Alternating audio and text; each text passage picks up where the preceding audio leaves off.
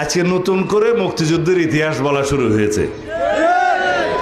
একটি দল বাংলাদেশ জামাত ইসলামী, যারা স্বাধীনতার বিরোধিতা করেছিল এই দেশের, তারা এখন মুক্তিযুদ্ধের ইতিহাস বর্ণনা করা শুরু করেছে।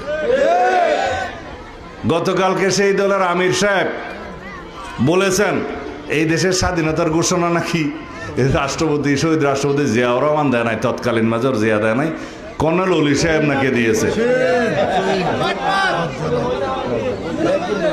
এগুলা যে সমস্ত প্রলাপ বকা শুরু করেছে, এটা অস্বাভাবিক না। কারণ যারা বাংলাদেশের স্বাধীনতার বিরোধিতা করেছিল, তারা বাংলাদেশের স্বাধীনতার ইতিহাসকে বিকৃতি করবে, এটাই স্বাভাবিক। বাংলাদেশের মানুষ জানে আজকে তারা যে নবরূপে নিজেদেরকে মুক্তিযোদ্ধার দল হিসেবে প্রতিষ্ঠা করতে চায়, সেটা একটা প্রতারণা, ধোঁকাবাজি। এবং তারা বলছে তাদেরও নাকি একজন মুক্তিযোদ্ধা আছে,